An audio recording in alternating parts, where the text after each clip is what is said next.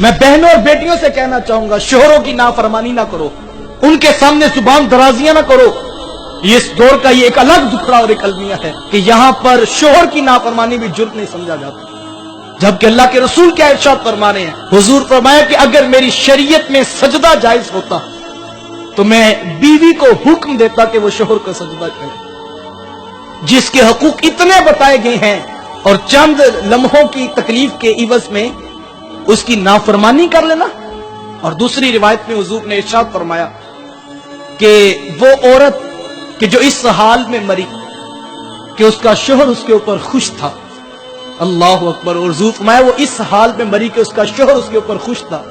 تو حضور میں عمر اتنی خوش قسمت خاتون ہے کہ کل قیامت کے دن جنت میں جس دروازے سے جانا چاہے جا سکتی ہے، اسے کوئی روکنے والا نہیں ہوگا. اور میں بھائیوں سے بھی کہنا چاہوں گا کہ کھانے میں نمک کم ہونے پر گھر توڑنے کی باتیں نہ کرو. 100% ٹھیک کوئی بھی نہیں ہوتا. لہجوں میں نرمی پیدا کرو.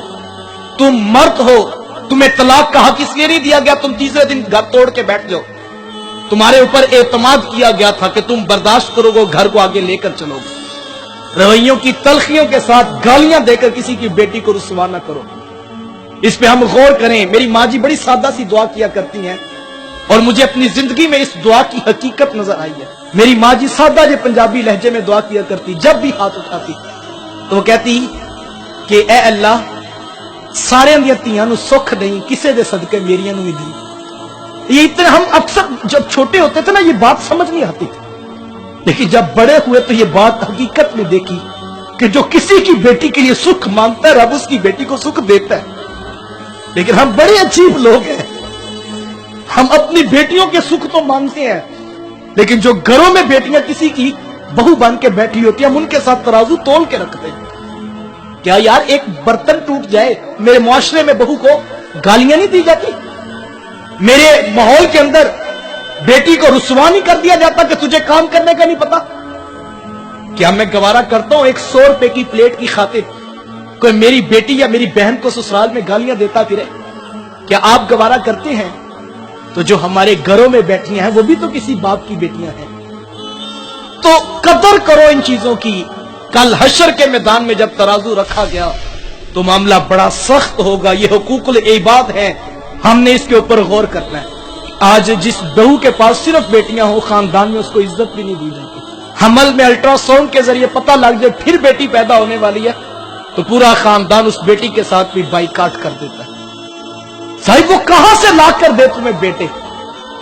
یہ تو اللہ قرآن میں فرماتا ہے کہ اللہ جسے چاہتا ہے بیٹے عطا کرتا ہے، جسے چاہتا ہے بیٹیاں عطا کرتا ہے، جسے چاہتا ہے دونوں عطا کرتا ہے اور جسے چاہتا ہے کچھ بھی عطا نہیں کرتا. یہ اس کی تقسیم ہے، اس کی تقسیم پہ راضی رہنے کا مزاج پیدا کرو. وہ بیٹیاں جو سسرال میں ذلت کی زندگیاں گزاری ہیں کیا جرم ہے ان کے پاس؟ نہ ساس اس کو سیدھے منہ بلاتی ہے، نہ سسر اس سے محبت کا شفقت کا احساس دلاتا ہے.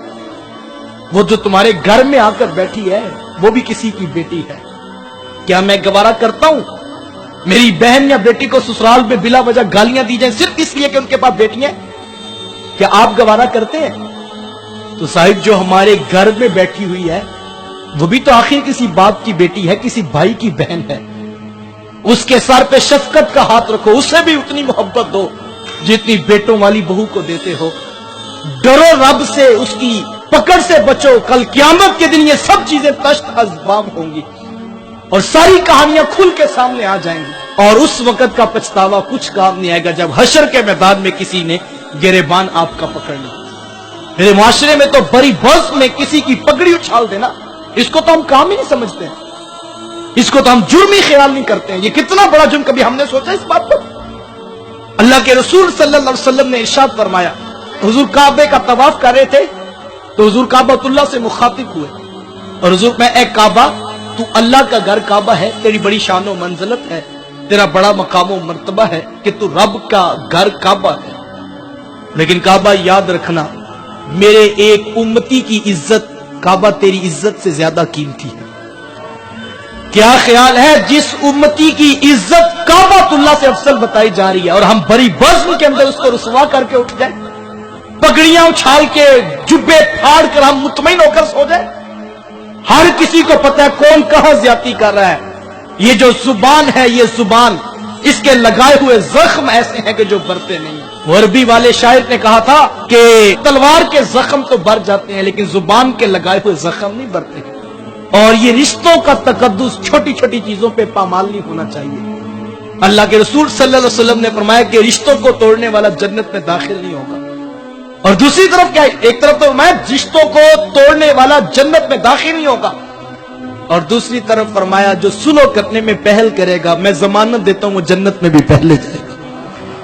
توڑنے والا داخل ہی نہیں ہو سکتا اور جوڑنے والا پہلے داخل کیا جائے گا، سلو کرنے والا پہلے داخل کیا جائے گا۔